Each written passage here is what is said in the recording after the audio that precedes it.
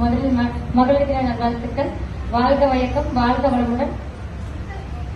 இப்போ மகளிர் தினத்தை பத்தி அக்கா நிறைய பேசிட்டாங்க.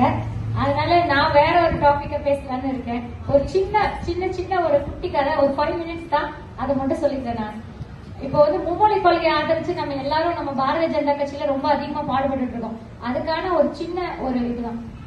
ஒரு நாள் மலை நாட்டு அரசருக்கும் கடல் நாட்டு அரசருக்கும் போர். அந்த மலை நாட்டு அரசர் அந்த போர்ல தோத்துட்டாரு கடல் நாட்டு அரசர்கிட்ட. கடல் நாட்டு அரசர் என்ன பண்றாரு, போய் மலை நாட்டு நம்ம ஜெயிச்சிட்டோம் இல்லையா, அத போய் ஒரு சுற்றுப்பாதை பார்த்துட்டு வரலான்னு போறாங்க. அப்ப போயிட்டு எல்லா இடமும் அவங்க பார்த்துட்டு கூடவே அமைச்சர் கிட்ட சொல்றாரு, அமைச்சரே இந்த நாடு முழுசும் நம்ம கண்ட்ரோல்ல இருக்கணும், நான் சொல்றத மட்டும் இந்த நாடு கேட்கணும் அப்படின்னு சொல்லிட்டு அவர் சொல்றாரு அமைச்சர் கிட்ட. அவரும் தலையாட்டிட்டு சரிங்க ராஜரே நானும் செஞ்சிடறேன் அப்படின்னு சொல்லிட்டாரு. அப்புறம் அமைச்சர் எல்லா துணை ஆளுங்களை எல்லாம் கூப்பிட்டு ஒரு விஷயம் சொல்றாரு. எல்லாரும் என்ன செய்வீங்க, வேலையா போயிட்டு நாட்டுல இருக்கிற எல்லா கல்விசாலையும் மூடிடுங்க, எல்லா கல்விசாலையும் மூடிடுங்க.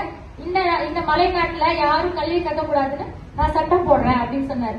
அப்ப கூட இருந்த இன்னொரு அமைச்சர் ஏங்க இந்த மாதிரி ஒரு சட்டம் போடுறீங்கன்னா, ஏன்பா அவங்க எல்லாம் படிச்சுட்டாங்கன்னா அரசரை கேள்வி கேட்க ஆரம்பிச்சிருவாங்க, அவங்களுக்கு அறிவு வந்துடும் இல்லையா, அதனால அவங்க சொன்ன பேச்சு கேட்க மாட்டாங்க இல்லையா, அதனால கல்வி சாலை வேணாம்னு சொல்லிருக்கேன் அப்படின்னு சொன்ன அரசரும் நீ நல்ல வேலை செஞ்சிருக்கப்பான்னு சொன்னாரு.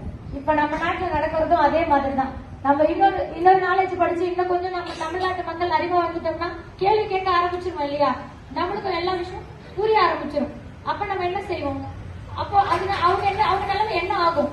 அதனால சில விஷயங்கள் நம்ம மோடி ஐயா ரொம்ப பரவாயில்ல, எல்லாரோடும் நல்லா படிக்கணும். கவர்மெண்ட் ஸ்கூல்ல இருந்து எல்லாரும் அவருக்கு ஒண்ணுதான், பெரிய ஆளுங்க சின்ன ஆளுங்கனால அவர் எல்லா மக்களும் ஒரே மாதிரி பாக்குற ஒரு நல்ல தந்தை நம்மளுக்கு கிடைச்சிருக்காரு. இந்த ஆட்சியில பசங்க முன்னேறணும், கீழே நிலையிலிருந்து பசங்க மேல வரணும் அப்படிங்கறதுக்காக அவர் நிறைய திட்டங்கள் கொண்டு வந்திருக்காங்க. இப்ப இங்க இருக்கிற மகளிர் சக்திகள் இங்க ஒருத்தரும் ஒரு பராசக்தி மாதிரி இந்த கல்வி தர சரஸ்வதியாவும் மாறி நீங்க எல்லா விஷயமும் பக்கத்துல இருக்கிறவங்களுக்கு எல்லாம் சொல்லி நீங்க தயவு செஞ்சு மும்மொழியை ஆதரிங்க. இதுல இருக்கிற உங்களோட நல்ல விஷயங்கள்லாம் சொல்லி இதுல கண்டிப்பா, ஏன்னா கல்வி அறிவு மட்டும் ஒரு நாட்டுல வந்துருச்சுன்னா எல்லாருக்குமே அவங்களே புரிஞ்சிடும் நம்ம என்ன நாட்டுல வாழ்ந்துட்டு இருக்கோம், நம்மள எவ்வளவு ஏமாத்துறாங்க, நம்மள என்ன செய்யறாங்கன்னு அவங்களுக்கே புரிஞ்சிடும். நம்ம ஒரு வீடா சொல்றதை விட அவங்களுக்கே புரிதல் இருக்கும். இந்த கல்வி மட்டும் நம்ம நாட்டுல நல்ல தரமா கிடைக்கணுங்கிறது என்னோட ரொம்ப பெரிய ஆசை. கார்த்திகேயனி மேடம் பாத்தீங்கன்னா இவ்வளவு சவாலுக்கு நடுவுலயும் அவங்க ஒரு ரொம்ப வீரமங்கையா அவங்க எல்லாம் சாதிச்சுட்டு இருக்காங்க. அதே போல ஒருத்தரும் சொல்றேன், நான் எல்லாரும் அந்த பாட்டிமா பாத்தீங்கன்னா அவங்க கொஞ்சம் எது சரியா அவங்களோட ஏஜ்ல நான் ஒரு புக்கு படிச்சேங்க, இக்கிகைன்னு சொல்லிட்டு. அதாவது நம்மளோட எண்ணங்கள் தான் நம்மள எப்பவுமே வழி நடத்துறது. நமக்கு வயசாயிடுச்சோ, நம்மளால முடியாதோ அப்படிங்கிற மாதிரி ஒரு விஷயம் நம்ம என்னைக்குமே நினைக்கவே கூடாது. நம்ம எல்லாம் ஒரு ஆக்கப்பூர்வமான சக்திகள். அந்த அம்மா பாத்தீங்கன்னா இந்த ஏஜ்ல எவ்வளவு ஆக்டிவா இருக்காங்க, எல்லா ப்ரோக்ராம்லயும் கலந்துக்கிறாங்க. எங்களோட குரூப்ல அவ்வளவு வேலை நல்லா செஞ்சாங்க. நாங்க வெளிநாடு மற்றும் அண்டை மாநில தமிழ் வளர்ச்சி பிரிவுல நிறைய ஊர்ல போய் நாங்க பேசணும். அப்ப அந்த அம்மா எல்லா இடத்துக்கும் எங்க கூட வந்தாங்க. எனக்கே ஆச்சரியமா இருக்குமா, இவ்வளவு இதுல ஏமா எல்லா பக்கம் வரீங்க. இல்ல மேடம், நான் அதெல்லாம் நினைக்கிறதே இல்ல மேடம், நான் எவ்வளவு தூரம் வேணாலும் நடப்பேன் மேடம், நான் நல்ல வேலை செய்வேன் மேடம் சொன்னாங்க.